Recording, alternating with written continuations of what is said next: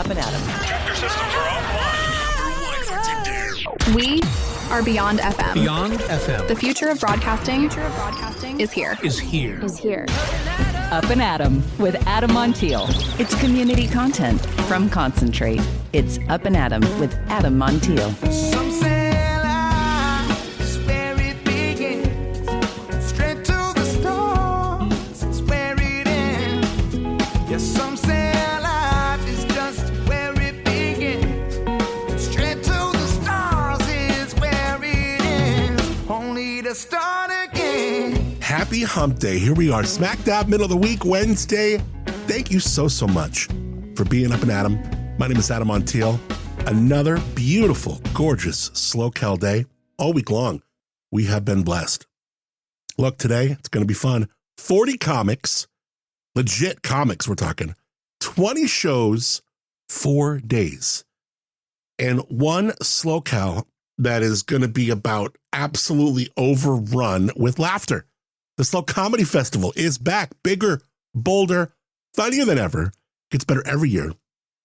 And the guys who made it happen to be no strangers to this show. Eric Shantz, the creator with the vision. Kris, Rubio, and Mark Fry, two comics who know how to work a room and then stay after to buy it a drink. These guys are great. What started out as a dream to bring stand-up to SLO Cal has turned into a full-blown comedy takeover. These are comics from The Tonight Show, legit comics. They're coming. I can't believe it. I love it. Over several venues all over the Central Coast. But here's what I love most about this crew. It's not just about punchlines. It is about the community for them. It's about risk. It's about, betting on laughter in a world that could use a lot more of it. How do you coordinate 40 stand-up comics without losing your sanity? And what makes a festival feel intimate instead of just pure chaos?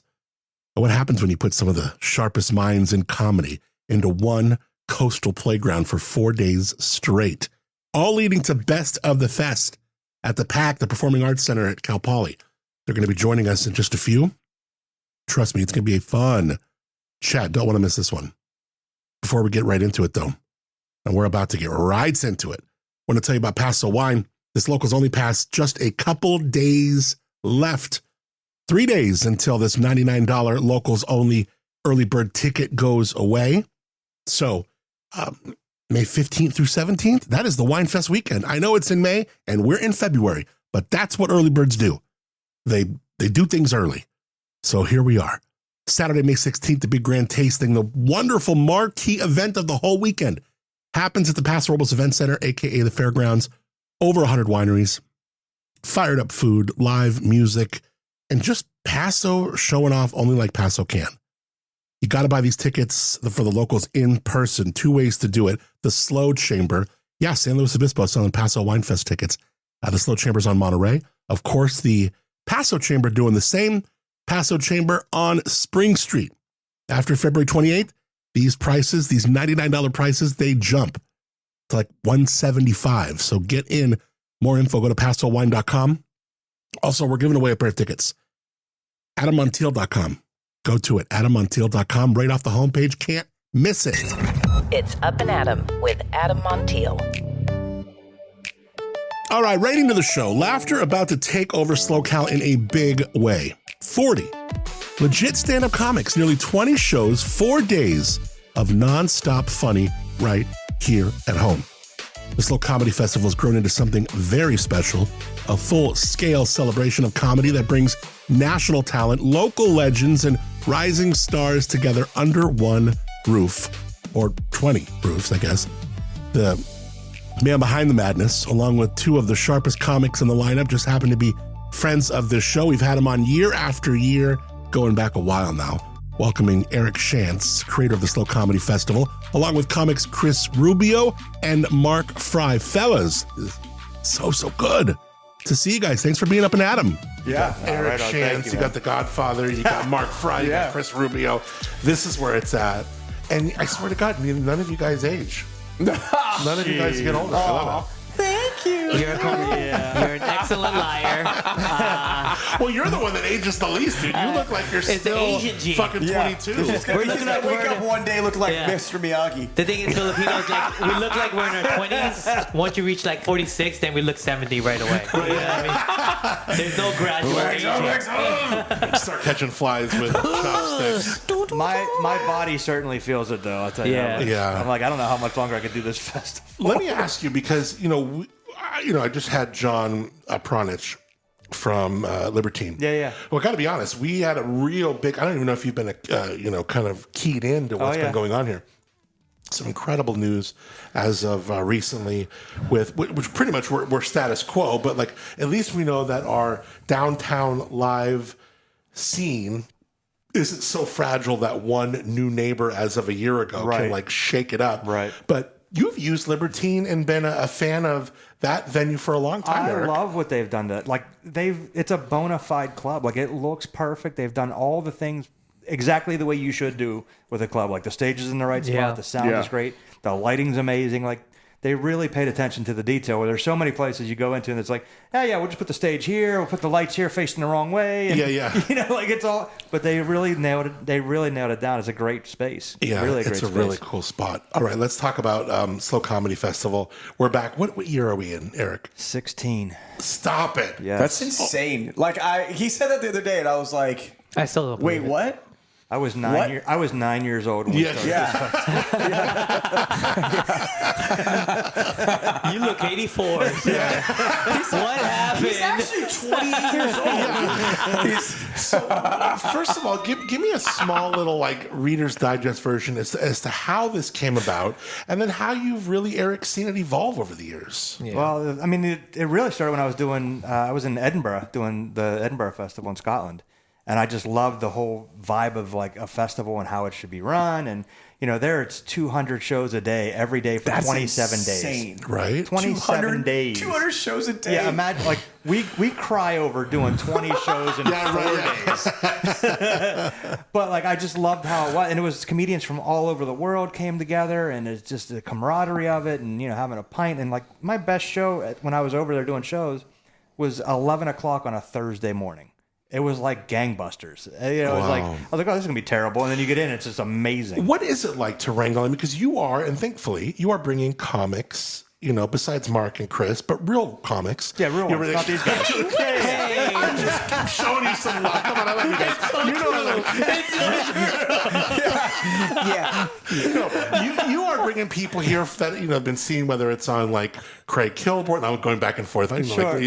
Shows that have been around forever ago. No, but whether it's like the Tonight Show or this that. Like, I mean, Colbert, Fallon, right. Kimmel, like. It runs the gamut. Even with Comics Unleashed is backing. Like this latest round when they redid it, most of those comics, like every night, there's one comic who's done the festival. Yeah. On that show, I'm like, oh my god, he did the Flip festival. was on she it did last, the festival. the last one. The one before was that, Jen 3 Murphy. comics that did the festival on the show. I'm like, that's our whole lineup. That's so crazy. We had Craig Kilborn here a little while ago, and his opener, a guy named Jack Shaw. I'm watching Kill Tony, and Jack Shaw comes up there. I'm like, son of a bitch, no way, that's so cool. Yeah. Like, we're seeing comics, and thank God for shows like that, because we love comedy, as you guys do, and just seeing people, hey, let's spin this wheel, let's see who can come in and make us laugh. And what is noticeable too is like the lineup every year, and I always say it every year, it's the best lineup we've ever had, period. And it shows every year. And then so like on Monday, literally Monday morning, AGT, America's Got Talent, emails me and says, hey, we love your lineup. It's impressive. Every year we want to come up and scout talent. So like literally, I'm like, yeah, okay. What do you need? Hotel, like passes, like whatever you need. Come on up. I love it. So the odds of seeing the festival and watching these comedians, you're like, oh yeah, you're going to see them here, and then you're going to watch them on AGT. What is it about your relationships that enable you to get that talent here for those 4 or 5 days? It's just the way we run the thing. I mean, it's like I've always said when we did this, the comics are a priority. You take care of them, and I always said my motto in life is like I don't want to have my ass kissed, but I want to be treated right. Yeah. And I roll with that mentality. Like, let's take care of the comics. Let's make sure their hotel's taken care of. Let's get them food for the whole week. So many festivals don't give you anything. Right. Well, at least they didn't. And then like this festival's kind of become like a like a litmus. Yeah, well, it's like kind of like what the other festivals kind of like use as a barometer. Really? Yeah. Oh, yeah. Once, I mean, we've been doing it long enough to where kind of like other festivals use this as a gauge to what to do for theirs. You know what I mean? What the you know? And it's, I mean, it's kind of like in other words, it's a well-oiled machine. Right? Exactly. And it's funny, like as you open that up, I'm like, literally, I'm like, oh, that's right, he's in the festival. Oh shit, you know what I mean? Like I'm like getting excited about just him opening up this book and like looking at the. I'm like, oh my gosh, yeah, that's right. Chris Bennett, like he's literally one of my like Matt Fultron, just like as I'm looking on that page, I'm like, this is gonna be so fun. You know what I mean? I mean, comedy is one of these things. Stand up has evolved so much, and it's I had Greg Fitzsimmons on maybe a year ago. Oh, I love Greg. These are legends, but they're very disenchanted with the way that comedy has changed. Right, you get big on Insta, and then that's what, or you get big influencing, and then you're selling 2 nights at this or that regional hot stand up place. So the game has changed. How, Mark, and I'll ask Kris after, how has that had to change like the way you look at your comedy, your act, your delivery, your material? As far as like the social media and like stuff like that, I guess or kind like of all of it, sure. I mean, it's weird.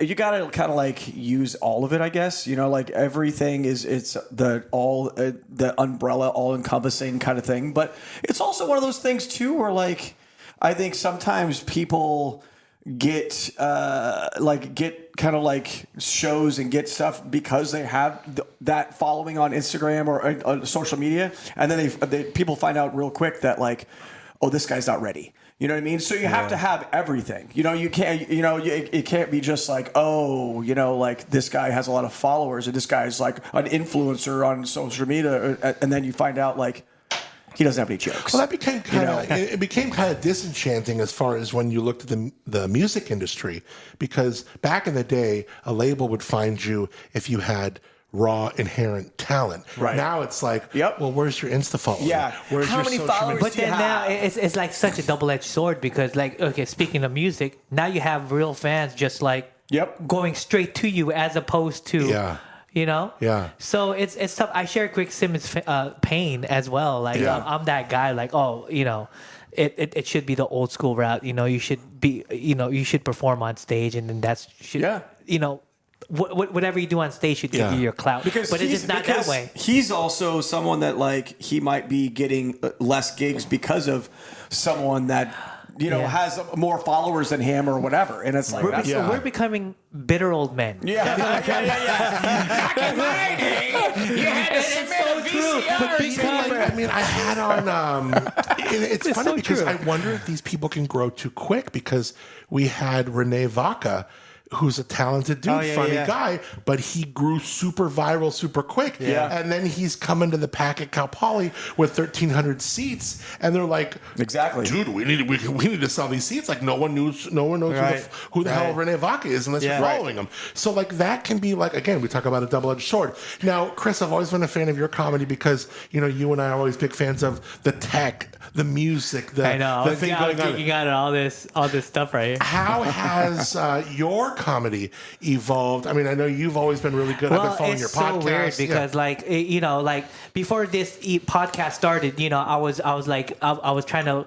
Oh, you got this camera. Oh, what kind of software are you using? Like, even software is evolving. Where I feel like, as far as the music side, where my comedy, I feel like, it's so I don't want to be stuck using an 8-track player. I need to evolve, and usually when you evolve with the tech and mixing in the comedy, you're like, fuck, I have to start from day one again. It's going to eventually go back to the 8-track player. Yeah, right. So it's that might be kind of cool. Yeah, right. Yeah. But it's like comedy again. It's like you either you stop and you complain about it, or you got to get the tools that's available, like ChatGPT, all this stuff. Like you need to use AI, you need to use all this stuff. Well, like I remember like watching like Gen Z starting to buy Polaroids. You're like, wait a minute, like, what's going back? We're going backwards. You're buying pagers now. What? If pagers come back, that would be sick. Yeah. How do we do that? How Yeah, How do we make that cool again? Do you want to be cool? Or you want to sell drugs? I don't know what you're doing. What are you The doing? way you do that is Let me talk to you about some drugs.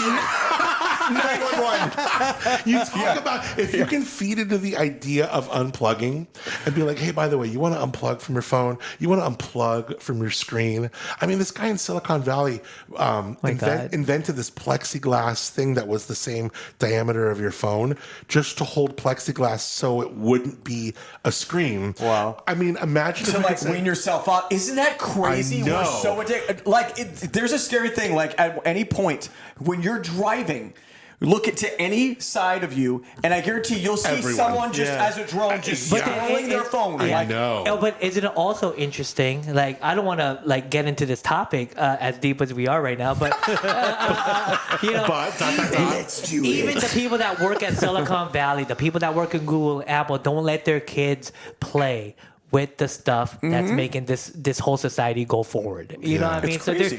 I mean, they know something that we don't, but still, I like death scrolling. But if, we were to like sit in a marketing room and be like, hey, let's put this little vibrating device in your pocket. It'll be a where's number. my phone? I can't. Who was the one comedian? He goes, I check my phone at every red light. He goes, I have not seen a green light in 5 years. But that is so interesting. I mean, I even talk about this with comedians because, you know, a lot of comedians suffer from a lot of anxiety and depression, stuff like that. And I'm like, when was the last time you were bored? Honestly, when was the last time you actually sat to the bathroom, did your business without your phone? You can't. You know, like Yeah. a lot of And people read a newspaper. Yeah, exactly, or something. We need to be stimulated. That's why I got a bidet. Hey, Just at least bro, it's stimulating, bro. These guys don't have bidets. They don't. Really? They're walking dingleberries all over the place, bro. Oh, so I just interviewed a You guy gotta change named your seats. Steve. Listen to this. This is for Chris. This is for Chris Rubio. I interviewed a guy named Steve Weiss. He has a company called Zacuto, and they made this thing called the Traveler. It's a bidet that you take with you. Shut up. Now because I'm a bidet aficionado. Yes. and I'm an authorized dealer of the Traveler. But So get my lane. no. It's incredible. It's incredible. Is this like a bottle? No, because this is taking all the stuff that you've gotten on Amazon. Like, I went to France last year and I was like, I got to take my bidet. How do I take my bidet with me? So I'm like thinking of ways, and I go on Amazon and I bought a couple things. No, this thing is like, I'll show you the Unless it's a videos. toilet seat, I'm down. It's incredible. Okay, It's incredible. I'm buying it. No, it's incredible. I'm buying it right and now. I'll give you my link. It's awesome. By He's the way, going camping. He said, By the way, hold on, I've got my bidet. Yeah, no, it's incredible. I love these guys. Yeah. You know, but they don't have a bidet. They're filthy. Yeah, they're filthy. And I'm serious. It's $35. old school. $35 on Amazon. Once you do it, you can't stop. Yeah, Like, you can't stop. I've done it, and I was freaked out. Shantz, 100,000 reviews, 4.5 stars. It's Enough said. Yeah, enough said. Enough said. It's incredible. Thank God, Chris. And I feel great giving Chris the high five. We're clean. Eric, let's talk about this this long weekend, this season, this go for SLO Comedy Fest. You have incredible comics. Let's talk about the venues. I want to show some love to the Yes. venues that open their spaces to you, and the comics that open their time for you. Right on. Yeah, so it's 10 venues over the 4 days, and 21 shows. Kicks off at Firestone Brewing up in Paso, and they've been just so cool to work They're with. legends. And Yeah. helpful, and like to pack that room out is just awesome, and like to be at the actual brewery, Dude, like you can't sick. get any better than No. that. Yeah, that's And awesome. Mr. Rick's is just another, like they all have their such unique spaces. Like Mr. Rick's, you just look outside and there's the beach.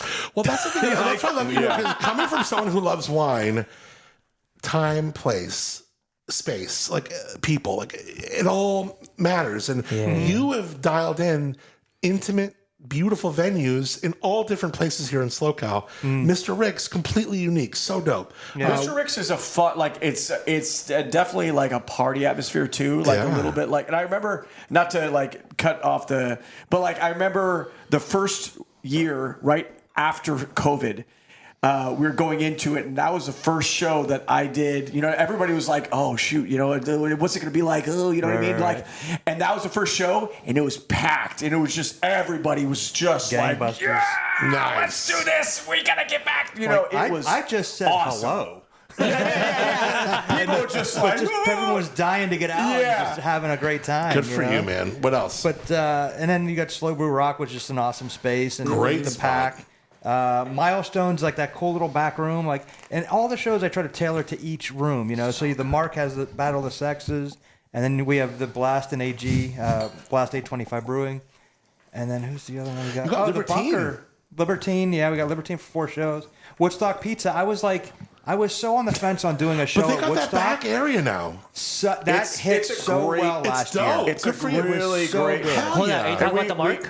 No, the Woodstock. Woodstock. Oh, Woodstock. Yeah, I was like, yeah, I was like, I don't know. It's, you know, We it was pipe and drape it, so awesome. it's kind of like separated and whatever, like Good from for the rest. you. Yeah, and it's then really great. cool. the Bunker too, which is the art gallery. It's just such a cool space. I live in the Lowbro. That's this neighborhood here, and I'll get my coffee there or whatever. I love the Bunker. No, I they're love very- the art I gallery. love the owners. And the it's the owners same are so people cool. from Steinberg. Steinberg. Yes. Yeah. She's so cool. Oh yeah, it's really fun. But yeah, Yeah. it's like, and so all the shows, it's what I love about it is like they all have their own clientele. So I try to see how the clientele is. That's interesting. And I try to match the comedians to the clientele, and I try to match the show Wow. to that. So I there's a lot of thought. Like I curate every show, like even to who's hosting, who's closing, and who's running in between all the host and the headliner. It's, when you go It's to a science, actually, when you think about it. SLOComedyFest.com, I mean, like, here we are with the program in my hand, and, like, you know, we got, like, 10, 20, 30, 40 comedians, like, all different websites, careers. Like, we're bringing names here to SLO Comedy Fest for, like, a blink. You got to check these out. And all the different shows. And you kind of, like, if I remember correctly, like, oh, this one's a little bit, like, kind of R-rated. This one's pretty clean. Like, you got to kind of dialed in that way, So too. I changed it a little bit because I had like the R rating, but it didn't really work for what we do. Got it. So I do a color coded system with like a little the spectrum. heaven and hell. Like so that There you go. when you go to the devil side, you know it's going to be a little more a filthy. little more raunchy, yeah. And the green, we don't have any shows in the green. Like, Yeah. we have middle of the road and then on to Like the earlier ridiculousness. shows, like that. I you mean, know, the slow case is the closest yeah, to the the green. earlier shows are like the shows you maybe No. take your mom to, and then as the day progresses, Take your mom, too. I'm not That's taking gonna my be mom to like- any stand-up. Oh, my mom's dead, so I can't. But, well, okay, let's. yeah. No, I want to know where each of your comedy is at. I want to go Kris Rubio. I want to go Mark Fry. Where we are performing in this, right? Are we performing here? Yeah. Okay, Yeah. tell me when and where I can see you, Kris Rubio. You could see me and Mark at the Poison Show at Woodstock. You could see me at The better show's gonna be Saturday when I and host. the better show is on Friday. It's right. Thursday, I will be at the Bunker. Okay. And I forgot. I have 2 more shows in between there. I think Thursday I'll I'm be at the Mr. Rick's, and that Yeah, you there don't you go. need to know about his shows. How do you? How do you dial in? Like, I mean, are you mixing up material a little bit shared? Like, I mean, let's be real. How many acts can you have? I mean, depending on the crowd. There's, Yeah, because no one's gonna see all 4 shows, right? If it's a rowdy crowd and if I'm in the middle, you know, I honestly just gauge how the other comics are doing, what the amazing. crowd is feeling, and then I'll cater it to that because I have material that He can. has tons of puppets that he uses. Yeah. People who do this, we're all insecure. We're Yeah. all, you know, super imposter syndrome. I believe it. Maybe not Mark, but like, how do a you, douche. yeah, how do you conquer some of these feelings and just get up there? I'm like, this is one of those things I was talking to Rob Edwards about. Like, how do you just get up there and just do it? I'm just Well, so I listen to an Eminem song before I get up Nice. yeah. there. It's just I don't know. It's just like if you ever taken a look at Dave Chappelle's Inside the Actor Studio. Yeah. I think it's James Limpton that was the host. Sure. Dave Chappelle's like, as comics, you just got to get up there. There's just something you have to do. You just got to do it. You just got to do. That's what Rob Edwards said to me. Yeah. He's like, just do it, dude. And I'm like, I can't. He's like, no, do it. Yeah, you And he's just like, gotta I'm like, do I it. want to interview you again. He's like, I'm not going to let you interview me until you tell me that you've done 5 minutes of stand up. Yeah. So I told myself this year I'm going to do it. Yeah, that first time, like I'm telling you, that first time I did the Pittsburgh Funny Bone. Oh, yeah. My first time way back in September of '97, and like literally my first, it was 5 97. minutes. 5 minutes of material. I rehearsed it, and when I got on stage, like I had it perfectly down to 5 minutes. I went on stage. I did it in 3.5 minutes. Oh, no, no. I had no idea what timing was, but I'm just here and this and that, and then it's like the whole time I'm sitting, I'm pacing back and forth, and I'm like, what am I doing? Why am I doing this? Why am I on stage? I shouldn't be doing this. And as soon as I got on stage, I'm like, I can't wait to do this next week. That's so cool. Did you get a good reaction? Or like, what was- Well, I had like a lot of people come out and see me. Like it was like 20 people my first time out. So it was like sink or swim. Yeah, my first time it was like a talent show when I worked at Costco back in the day, and it was like it went good. I was like, oh yeah, it was like what really like it was awesome. And then the second time, a year later, it was at a bigger venue, talent show again. Completely bombed. And it was hosted by a guy that used to be a writer for. It makes my stomach No hurt different now hearing from that, when yeah. he performed. It was The same hosted set. by a guy that used to work for Costco, and he was a writer for The Tonight That's Show what we or call whatever. Okay. So it was like bomb, but it was like whatever. I'm like, I'm But it never makes doing me this like, again. how do you, as a person who loves stand-up comedy and want to get into it, how do you know, okay, do I have something that people should listen to? You just got to keep just hitting the mics, like just Hitting the mics. It sounds like a cliche, but you got to just keep on going. Find your your voice and your character. And I say character. Everybody has a character on stage, even if it's like you. Yeah. Like it's a version of you, whether it's amplified or like watered down. Like there is a character, whether it's like a really big like Larry the Cable Guy character or like Craig Shoemaker. Does that mean that someone who wants to find and dial in their stand-up, like I'm me on the air? Yeah. Do I need to find a character? No. The character is you. That is the character, but that's great about it. You do whatever you want. Yeah, that's how you your voice on stage is your character. Let me Does ask that make Eric sense? Shantz. Yeah, it does. But how different from Mark Fry as the dude we know to his stand-up comic persona? It's different. I want him to answer. You're more energy. Okay. Yeah, it's Kris, more energy for sure. Mark Fry, how different is the Kris Rubio that you and I know different from his stand-up persona? Gayer. No, he's I'd say a little more animated. I'd say It's a little different. a little bit more animated, a little bit more, but also he does a little bit, the electronics. Yeah, the electronics. I So love that plays a factor in it too. Yeah. I mean, prop comic. And I like for me, I feel like I'm just me. Like, But even you on stage, I'm more energy when I'm on stage. You're more energy. I think sometimes you're But more. You're also more chill. you. Yeah. And that's More the toughest chill, thing. really. It's it like depends on the venue too. You kind of sometimes read the room. Like if it is, I've seen you get more energy, but I've also seen you kind of like bring down. Reading the room is tough. You gotta light. But on you're you. definitely- That's a lot of I it think too.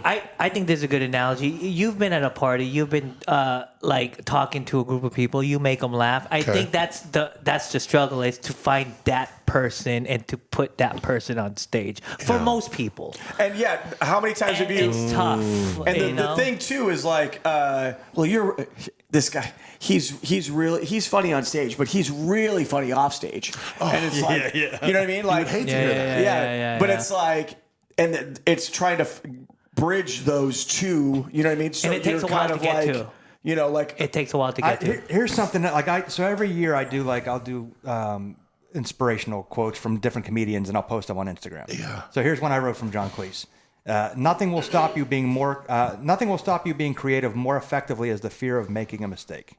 Yes. And so you just gotta love to fall flat on your face. Yes. Embrace that failure, and you will be an amazing comedian. Embrace bombing. He could tell you. Embrace the bombing. Embrace the silence. Right? Embrace it. yeah, Like, what's it like when you're on stage and it's just totally quiet? what is it like? Oh wait, Rubio just got.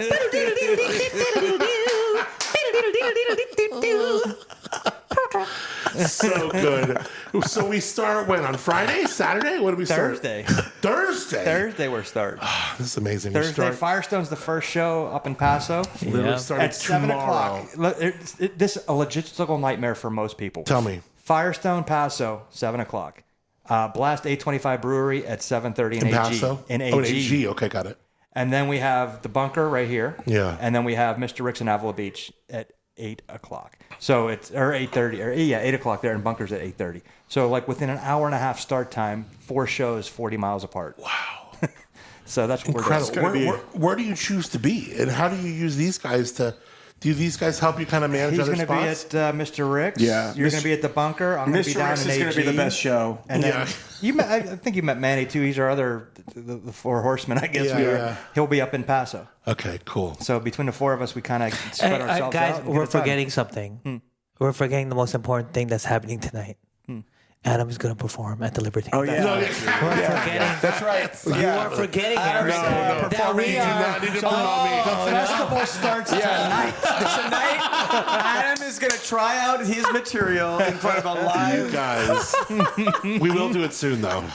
We will do it soon. Yeah, I know. Tonight. Yeah. Yeah, couple hours. Yeah, we have what, like 3 hours? I saw how tepid the response was from my TEDx lines. Like, good God, I was holding back because I really want to give it to you tonight. I forgot that. So at the Mark Battle of the Sexes on Saturday, you're going to be hosting. Oh, yeah. He's on the line, so the 2 of them will be together. Oh, shoot. I don't know that I've ever had you guys together on one show. Oh, my God. When is that Battle of the Sexes? The Mark Saturday night. Saturday night, Yeah. 7:30. I want to go gonna to be that. good till I want to go to that Rubio. one. I want to go to that one. You guys are great. Now let me ask you guys honestly: Do we take a little drink before? Do we take a little drink of feel free before? What do we do before we get into our comedy? Like, are there any rituals? Are there any green room me kind of personally? Both of you. I'll have a drink when I go on stage. I don't like to be more drunk than the people in the crowd. Yeah, you got to keep your things. Just like What are you drinking? A beer or a cocktail? Yeah, I'll have a beer. You know what I mean? Just to take the edge off or whatever. Whatever. But like, I don't usually drink a lot. Yeah. When I'm on stage, like I said, I'll have a beer, and it's almost more of a prop. Yeah. You know what I mean? Like just to kind of hold it and take a sip of it or whatever, put it down. But I'm not. I love when people use the mic as a prop, whether it's like this or that. Like, I feel it's so creative. Tell me about your like pre-show ritualistics. lots of cocaine. Besides all the cocaine words. Yeah. Blur that out. There's that. No, just a bunch of like jumping and stuff like that. Just trying to get the. Oh, really? So you'll do that backstage? You'll I'll jump. I'll also do some breathing exercises too, because sometimes I'm like everybody else. 5 minutes, 10 minutes before I get on stage, my heart rates is just a little bit. Yeah. And it's just one of these things. Constant battle for me. It's just like, relax. You've done this 1,000 times. No matter if it's one person out there or 1,000. Are you using tech in your shows this time? Yeah. Yeah, I am using tech. Have you ever had because I've done a ton of tech, you have a mishap, you're like, oh my God. Have you ever had like a mishap with it? Yeah, 100%. Oh. It's the worst. And you just like yell at someone, you're like, No, and then Johnny, what are you doing? Yeah. No, Make I up some mean, name. my foundation is stand up. And so, Right. I always, every time I write something that involves any kind of tech, I gotta have it grounded in stand up. Crowd work is hot now, whether it's Matt Rife or that Yep. Canadian dude who goes, okay, I forgot his Who's name. that Canadian dude? The Canadian, I see him. YouTube wants me to see all of his shit. You're not talking about Ian Bagg. No, it's he's a really funny dude. Brown Canadian? hair. Yeah, he's a Canadian dude, goatee. Ian Bagg. Hits on the... No. Would you say that? No, he's like... Yeah. I know. Could you find them? Find them. All right, I'm going to find him real quick. Ian Bagg. But see, that's the Not thing. Ian Bagg? No, it's not. And that's the thing that Canadian Greg... Rosenberg? Ian Bagg. All YouTube wants to do is show me this guy. But I go then to that's YouTube, the I thing. can't see Like him. Hold on. Fitzsimmons has a good point on is it's just that sometimes where a lot of comics are just chasing those clips. They'll just literally perform for those Well, there is clips. that for sure. Like that's what I think that's what drives the views, and then that's why like when you go to see somebody that has like 1 million views, And they don't have anything. substance. Phil Hanley. I don't know who that is. Oh yeah. You know who he is. Yeah, You know who he is. Yeah. He's clever. He's good. Then there's the other dude who does the what's Siri telling you right now? He's giving you direction somewhere? Sorry. Come on, man. No. It's the it was only because I was thinking and there was a dead spot. There was the guy who does the auto tune R&B and he goes in the crowd. Jay. Yeah. Funny stuff. He's good too. Those are fun. Yeah. So I don't know. I mean, crowd work to me seems to be a thing. Can It's it be cool. something you lean into too much? Yeah, It's nice in the in-betweens. And Right. And it's good to have it. It's good to have it in your back pocket because if you have a crowd that's a little unruly, like who was it? Who was a Machine Gun of Comedy? you're talking about Bobby Slayton, Pitbull Comedy. Yeah. I've watched him make people cry. Yeah, Bobby Slayton. I've seen him like at the Friars Club in Beverly Hills, where the room is completely talking. They don't care about comedy, and Slayton just goes table to table to table and just rips into each. And by the time he got off stage, that entire room gave him a standing ovation. Yeah. Just destroyed the room. And I'll do I like doing crowd work. I don't like I'll have it sprinkled in. Like I don't have it because some people like that's all like a buddy of mine, David Rosenberg, he's done the festival several times. He's very crowd He's like that's all and the first time Don't sit in the front row. You're going to get picked on. first time he kind of did all crowd work was actually at the festival. It was at the Poison show, and he was like, "I'm gonna do," and since then he's all like just crowd work. But where that falls flat is when you're doing like a big room, like you're doing 1,000 seats, right? Which he did the Best of the Fest that year, And he's working on the front couple rows. But the people in the back can't hear those people or see what the reactions are. Yeah. Good point. So that's the only way to fix Also, that is you to want to give be them able a to go to the bathroom and not know, like, I mean, because I bet at the Laugh Factory, it's like, I can't get up and go to the bathroom now because I know a motherfucker's going to try to, call me out. Yeah. It's like reading the room, I like to do, do some crowd work, but also have material that you kind of like intertwine in. It's definitely a different muscle. It is. It's definitely. But you have to do it. Yeah. You need that in your back pocket for when the show gets rough. Let's talk about when a show gets rough. Hecklers. What do we say? How do we deal with a heckler? I remember being There's different kinds of hecklers. There's a drunk heckler that just wants to be part of the show. There's a person that's like just being a dick, yelling out. There's a person that's drunk. The helper. There's a person. A person that's drunk, just talking too loud. You know what I mean? There's so. Oh my God, that's so true. You do that.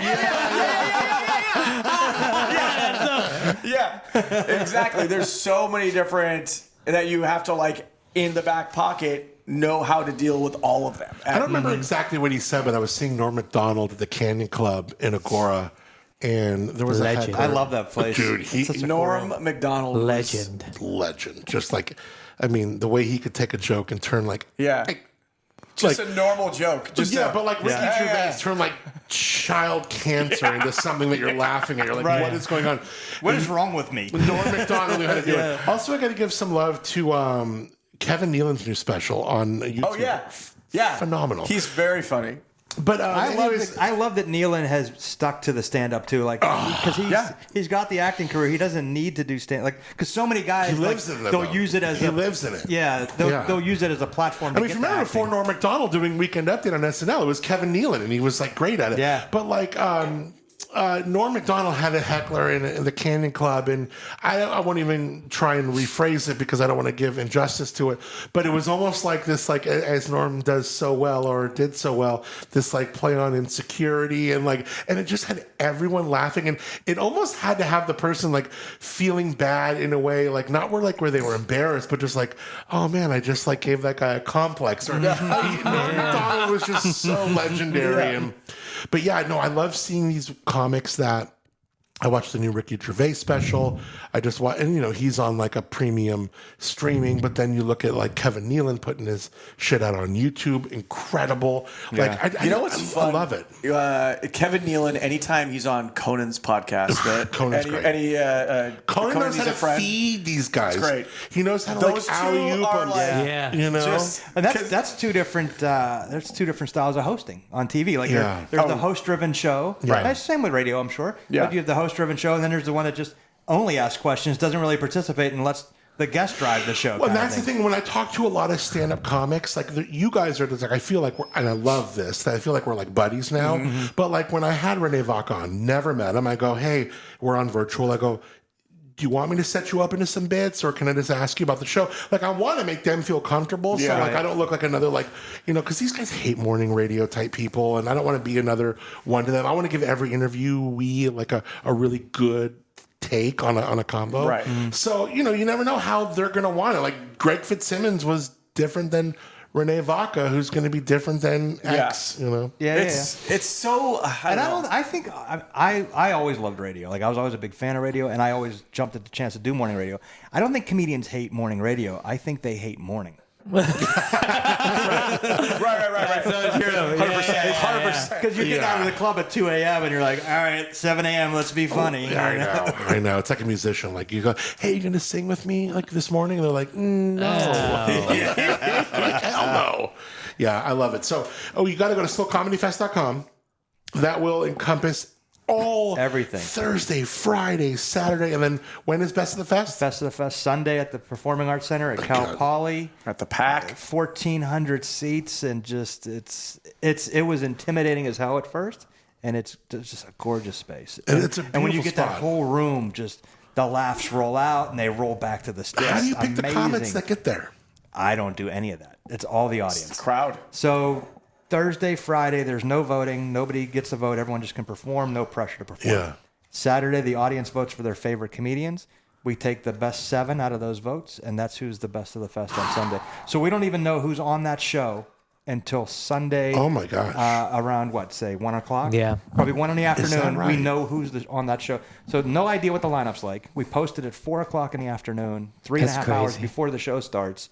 And we've already sold 70% of this. You know who I became buddies with after a couple years ago, your festival, was, he went to Cal Poly, Eric Schwartz. Oh, yeah. Oh, Schwartz. The Schwartz. He's great. The Schwartz. What a great guy that guy. Really cool. What was really cool about that, too, is he was the first one, because that was the first year we did the Pack. That was the first time he headlined there at the Pack. He's and great. he started doing stand-up comedy in the dorms at the Cal Pack. Poly. Like Yeah. literal, like full circle. Like he was like literally like a half a mile away. I started my career. You meet people that like obviously we meet so many like comics that are funny and talented people or whatever, but there's also it says something about like when you meet genuine, real, true people that are so cool. Yeah, good and people. he's one of those people that are like, you know what I mean? Like they're so cool. He's just and, genuine, like, just easy to get along with. Great you know guy. what I mean? Yeah, I'm trying to bring him up here. I want to bring him up here for like a fefeatured show. Yeah, I that'd be love. awesome. He'll be great. I really He'll be enjoy great. him, and we kind of go back and forth a little bit. Let me finally, let me ask Mark and Kris, where are we pulling our comedy from of late? Is it observational things we see? Is it timely things? Where do you feel like you pull, Kris, your inspiration from? Just from everyday life. I know it's such a cliche thing to say. You know, just everyday life. Even the documentaries and the things that I've watched. You know, that's where I pull it from. I try to find inspiration in everything that I see and do. Yeah, you kind of got it. Yeah, and plus it's very therapeutic for me. I try to complain about my wife. It's very, very therapeutic. You got married too? I've been married. Oh my God, beautiful. Yeah. You were first. These are beautiful, like wonderful women that found the ability to love both of you two. By the way, I'm performing at the Poison Show at Woodstock at 11 p.m. on Friday, and at the same Saturday time, Mark is performing on the corner of Hagera and By the random street dumpster. corner. Exactly. So, What about by you? Benny's Pizza, right in front. There'll be more people at my show though. Where are you pulling your inspo from, Mark Fry? Again, like kind of piggyback on what he said. It's kind of like life experiences. A lot of it's like, you know, my wife complaining about my wife. I love her. My wife's like, Give me something that your wife. Give me a little bit of grief on your wife. Tell me. Here we go. Break open a bit. Hold on, let me text her so she dials in. Yeah. it's funny. So it's just little things like she she likes to watch bad TV, you know, and like stuff like that, and like reality shows, and just go, you know, like all the little things like that, like, you know, how she'll watch reality shows, and then there's a point where like we've seen this, and I'm like, what am I saying? How do I know that? And then it'll be in my head, and then like there's a point where remember the show Chloe and Lamar. Chloe Kardashian and Lamar Odom were married. Oh, yeah. And I watched that, and I caught myself watching it by myself. And I'm like, in my head, I'm like trying to convince myself. I'm like, why, you know, I'm like, well, Lamar Odom's in it. So it's like you're watching sports. All right, Eric, love you, brother. What you put together with this, 16 years. I know. He's So the proud of you. mastermind behind it. I always love when you come in and we get a chance. This is gonna look like we're like friends that we get a chance to only like hang out like once a year. So let's figure it out. I would love for it to be more. Let's do that kind of panel thing maybe next year. It'd be fun to work with you guys more. Mark Fry, Kris Rubio. Always fun to see you guys. You guys fill my heart. I'm gonna check you guys out. Yeah. You gotta go to, we'll put all the links in the show notes, SLOComedyFest.com, but all the links in the show notes to see who is playing where. It's all good. My friends, SLO Comedy Fest in the house. Love it. Thank you so much. Love you, man. No, thank you.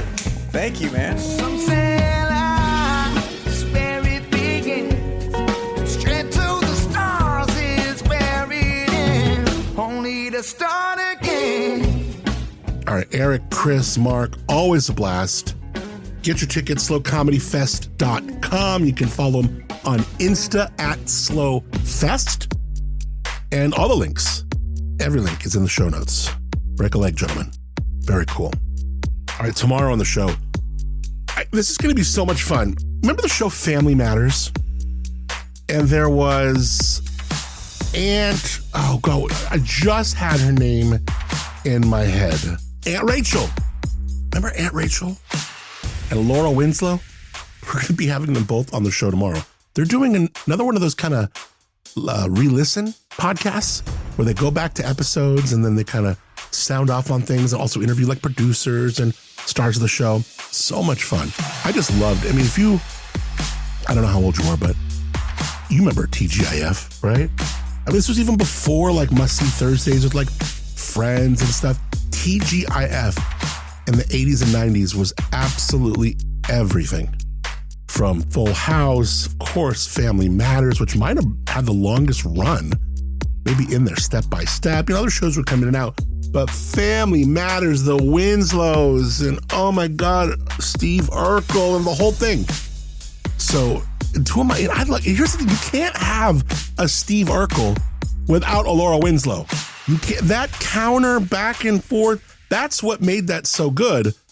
Even though Steve Urkel, I mean, here's a side character getting all this love out of nowhere. They're like, oh my gosh. The whole show, Family Matters, what a legendary show. So we're going to have Thelma Hopkins, also Kelly Williams, played Aunt Rachel and Laura Winslow, respectively, on tomorrow's show. How cool is that? Looking forward to it. I cannot wait.